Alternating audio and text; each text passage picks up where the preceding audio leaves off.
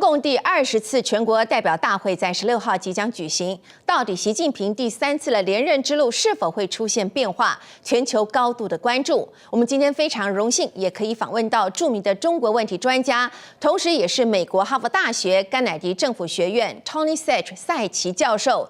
他是继傅高义教授之后，美国精研中国问题的大师，并且他还精通中文。在今天就请 Tony Sach 教授来跟我们一起分析中共20大会对未来美中台的关系产生什么样的变化。Yeah, Professor Sach, it's so good to see you after so many years. And I would like to start our dialogue today with a question regarding CCP's 20大. And Professor, everybody knows that you are a renowned expert on China issues and have researched and observed China's politics, economy, and public policies. The 20th National Congress of the Chinese Communist Party is not only a major event in China, but has also attracted global attention. In the National Congress, there are usually no discussion, but rather making announcements on important conclusions. And based on your observation, what issues may cause concerns for the U.S. and the whole world?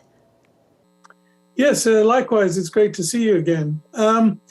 I think what we're going to see, I mean, it's already obvious that Xi Jinping is going to cement his position as the supreme leader in China. And that does have policy consequences, which means that I think we're going to be seeing continuity rather than any significant change, which I think means, for example, for outsiders looking in, the continuation of the COVID policy, which of course has disrupted supply chains and has made China's global integration more problematic. But I think also what we will see is an emphasis on what he talks about as being the new global order and the need for China to strengthen its security. So what does that mean in practical terms for the world outside? I think it means, first of all, that China will continue to pursue, as far as is possible, agreements with those other countries that do not accept a Western-dominated global order. The obvious example being Putin in Russia, but also Iran and a number of other countries scattered across the globe. I think secondly, it means that China will continue its push to be what Xi Jinping says is a rule maker of global norms rather than a rule taker. And that means in organizations such as the UN human rights regime, it's going to keep pushing against that to make sure that its interests are represented and those of the West are suppressed. I think it also means that it will push to have more influence in international organizations, particularly those that are concerned with setting global standards for new industries. And I think the last point I would just say, which might have some global relevance, is that I think one of the things it has taken away as a lesson from what has happened in the Ukraine is it needs to isolate itself more from possible constraints and pressures from the West. So getting more independence in terms of Western technology, financial markets, and trade more generally. Mm-hmm. As everybody knows that during every National Congress, it symbolized the power reshuffle, as well as the future direction for China in the next 5 or even 10 years, as Xi Jinping might reveal who will be his future successors and who are the likely candidates, you guess, and how will this impact China's diplomatic and economic landscape in the future? Well, of course, we don't know. We will know in a week's time. But I think if you look at the structure of who's coming to the Congress and who's likely to be in the Central Committee, they are overwhelmingly acolytes or people placed by Xi Jinping. So that means he's got a really strong grip on the party apparatus. In terms of successor, that is more difficult to say because really in the process in the past, that successor would have been identified at the last party Congress, and that was not the case. That also clearly indicates that Xi Jinping has no desire to hand over the reins of leadership to anyone else. And a specific successor, I think might be difficult to identify at this party Congress, in part because some of those who I thought 5 years ago might have been successors are probably now getting too old to take over. So we'll need to look at, who is young that might be appointed. We do know there'll be a significant turnover. 2 or 3 of the Standing Committee of the Politburo, formerly the most powerful organ, will step down. A further 8 of the Politburo will step down. And again, that gives Xi Jinping a great capacity to appoint his supporters to those key positions. I suspect that the new Politburo will be overwhelmingly stacked, maybe up to 80% of supporters of Xi Jinping, and of course, strong dominance in the Standing Committee of the Politburo. So it means that whatever happens, Xi will remain firmly in control, accidents notwithstanding.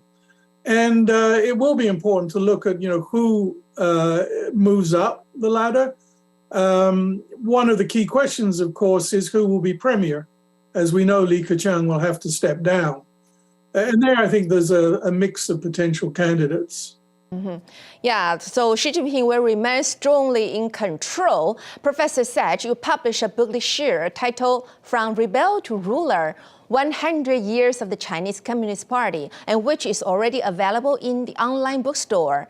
And last year marked the 100th anniversary of the funding of the CCP, but due to the impact of the pandemic and pressure from home and abroad, President Xi's plan to celebrate was disrupted. Now China still maintains the zero COVID policy.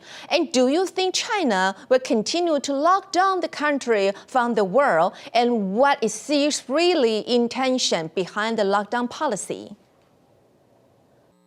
Yeah, at a certain point, they're going to have to start relaxing the policy. I mean, we know it's been terribly damaging to China's economic prospects. And of course, it has massively disrupted international trade, international investment into China. Having said that, though, I think there is a fair degree of support amongst the elite, despite growing frustration, I think, amongst the population with these sort of unpredictable and sporadic lockdowns. And I say that for 3 primary reasons. The first is that the rural healthcare system in China is incredibly weak. If they had a serious outbreak of Omicron or whatever comes next, I don't think the rural healthcare system could cope with it. It would be massively overwhelmed, leading to high numbers of deaths, which would undermine the credibility of Xi and the Communist Party itself. Secondly, because of vaccine nationalism, they have not brought in the better vaccines from overseas, which means that they're less effective. They are effective to some extent, but less effective against the disease. And thirdly, the rollout of the vaccinations has been very poor. They didn't really have an aggressive program to vaccinate, for example, those over 60 who might be most vulnerable. So it's going to be tricky to lift the COVID policy. I suspect there will be no major significant shifts until after next year's Lianghui meetings, which will occur in March. But what they might, I would imagine they're looking very carefully at what is happening in Macau and Hong Kong to see whether that is something they might be able to slowly adapt. And perhaps what they'll do is they'll begin with lightening some of the policies outside of Beijing, but keep Beijing still heavily protected. I mean, one thing they could do is think about the nature of the lockdowns. I mean, we've seen, 80 odd or so in the last month or more. And I wonder how many of those were really necessary and how many are just local officials showing fealty to Xi Jinping by locking down the city. And of course, not wanting to be seen to make a mistake. So that could give them at least some flexibility. But I think, Rebecca, also in your question is the fact that this is not only damaging to the economy and therefore also in terms of global supply chains. I think the Chinese leadership has also realized that their isolation is costing them in terms of promotion of their own ideas in international fora. And so we've seen more recently, Li Jianshu, Wang Yi, Wang Qishan, and of course Xi Jinping himself finally traveling overseas. So I think they've realized that you can't just do this like we are on Zoom. At some point, you need to have real personal contact to project their influence and their ideas. And Professor, from the Made in American policy during the Obama administration, and then the U.S.-China trade war in the Trump administration, and now to the technology war under the Biden government, what will be Xi Jinping's policies to fight this long-lasting war with the United States? Yes, I think, the Chinese leadership have thought for a while that the U.S. intention is really to contain China and to isolate it as far as is possible. Now, in some areas, that's just not feasible. Global financial markets, it's a multi-trillion-dollar engagement. But we are seeing reorientation in other areas, trade, investment, as I talked about earlier. One of the key areas, I think, and this is where the Biden administration, as you rightly say, is focusing, is around the question of tech and AI. And China strategy, I think, is sort of twofold here. The first is what I would call geoeconomic risk mitigation, and that includes its phrases of decoupling, dual circulation, made in China 2025. And the objective there itself, I think, is twofold. First is to protect itself from overexposure to the West and therefore possibility of dramatic sanctions. But I think secondly, it's to invest in what it sees as the industries of the future and try and gain a dominance in those industries. And I think one of the things that Beijing leadership has recognized is the country that controls global standards really has tremendous global power. And I think that's the play they're trying to make. Whether they're successful or not, that we can argue about, and that's a different issue. But I think that's what they're trying to do. And the second aspect of their response is really to diversify engagement with the West to more influence in Southeast Asia, Africa, and Latin America. And so diversifying sources and access differentially across the world. So I think they're aware of this. They see it as a key problem. I think they see it as an ongoing struggle. It also explains, I think, Xi Jinping's unwavering support for President Putin with relationship to the invasion of Ukraine.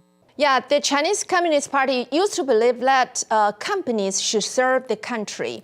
Over the past few years, Xi Jinping has imposed tighter control over the private sector. After the 20th National Congress, do you think Xi will open up the economy or will he continue his own path? And how will it impact the global economy?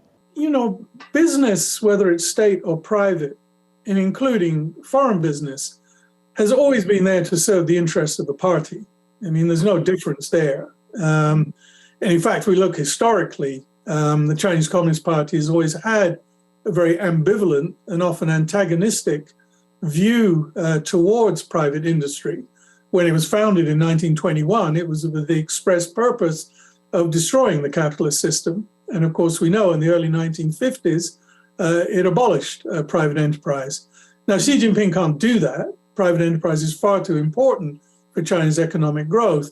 But what he can do is put pressure on business to make sure that it does not grow too big, too independent, or too powerful, and serves more effectively the interests of the Chinese Communist Party. And I think foreign investment, foreign trade, foreign investment, I think the party has always seen it as a necessary evil to move things along. But I think perhaps it now sees it as less necessary. That doesn't mean there's no role for it, but it does mean that it will be welcome in those areas where China has no alternative and where it serves the Communist Party's interests. And I think that will have major ramifications for how global businesses think about their investment and engagement in China. Having said all that, of course, for global companies, the attraction of a 1.4 billion person market is almost irresistible. And I think we're going to see those tensions playing out between legislation in Washington and objectives of Wall Street. Yeah, Professor, you once mentioned that Xi believes in historical materialism. However, with the rising tensions between the U.S. and China, do you think the lasting confrontations will lead to greater economic division in the world? Yes, I mean, Xi argues, underlying that, I think, is another important point that we tended to ignore for a long time when looking at China, is that it is a communist party, and it does have Marxism as the basis for its analysis of both domestic issues and the global order. And I think we kind of pretended that wasn't the case. We kind of wished that China was becoming something else. But what we see with Xi Jinping is that he really does take Marxism seriously. And as you says, he uses historical materialism to argue that ultimately the West is in decline, while China is inevitably going to be rising. And that shapes, I think, his worldview. And I think it has serious ramifications for global politics and what China's actions are going to be within the global order. We know that Xi Jinping, his Chinese dream is linked with globalization. However, the containment from the U.S., as well as extreme weather conditions, the war between Russia and Ukraine, and the greater food shortage and the ongoing pandemic have all made it more difficult for Xi to realize his Chinese dream. So, Professor, you mentioned that China needs to have good luck. And do you think Xi will get his luck after the 20th National Congress? Or will the Chinese dream be nothing but a dream? Yeah, or will it be a nightmare? I think that's one of the challenges. I think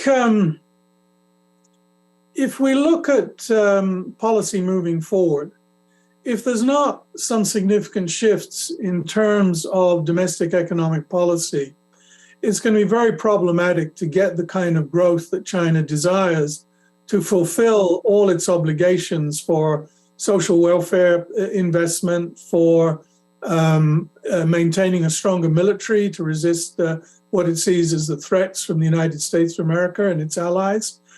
And that, I think, is going to be a problem. And the reason I say it's a problem is that a lot of the investment from China, the state-led investment, does not really go to the most effective parts of the economy, the private sector, which you referred to earlier. And we know that total factor productivity is much lower in the state sector. With the ongoing impact of the war, of COVID, etc., China will be lucky to get any growth this year. And moving forward, if it continues with the zero COVID policies and it doesn't make any significant shift in terms of its economic strategy, I think we're looking at a very low growth rate. Maybe 2%, 3%. The question is then about the quality of growth. I mean, China doesn't need the high growth of the past. I mean, those days are gone. The Chinese Communist Party knows that. But it does need good quality growth. And if it could get that at 4 or 5%, that could be pretty effective. But I mean, all these things are going to frustrate attainment of the dream if it has much lower levels of economic growth, and if the debt mountain continues to climb. And that's also been an issue pre-Congress, the kind of stimulus and other measures that China has undertaken really push a whole load of problems to the post-Congress period. And let me make there one comment related to the new leadership. If we look at those that Xi tends to appoint, they tend to be supporters, followers, and acolytes. They don't tend to be people with special technical and policy skills. They tend to be more bureaucrats and apparatchiks. And that concerns me because of what we're just talking about, that these post-Congress challenges are quite severe. And do they have the kind of policymakers there who can develop effective policies? And perhaps even more importantly, does Xi Jinping suffer from the kind of Putin syndrome, that no one around him would be willing to say, no, this is wrong. We have to make a change. We have to shift policy. And the way he's centralized power over the last 10 years would indicate to me that that is pretty unlikely. Mm-hmm. Yeah. During your interview with other media, I saw that you say that using force for Taiwan's reunification is not Xi's most urgent option, and the only trigger will be Taiwan's independence. Based on your observation, if Taiwan really declares independence, will the U.S. defend Taiwan's security? And many people have said that Taiwan is the most dangerous place in the world now, and Taiwan could be the flashpoint for the World War III. What do you make of this? I think in the U.S., if the provocation was instigated by Taiwan through a formal declaration of independence, I think it would be difficult for the United States to pull enough support from its population to come to aid Taiwan in the event of a military invasion. That does not mean, of course, it might not provide other kinds of support, but not necessarily strong military support. Should it be the reverse, where the invasion comes unprompted from the mainland, then I think the U.S. would consider quite seriously what kinds of military actions it could undertake and the very high levels of sanctions it could impose. But I think it will be a difficult job to persuade the U.S. population. In some ways, I think the presentation of the invasion of Ukraine has been somewhat easier to explain to the U.S. population.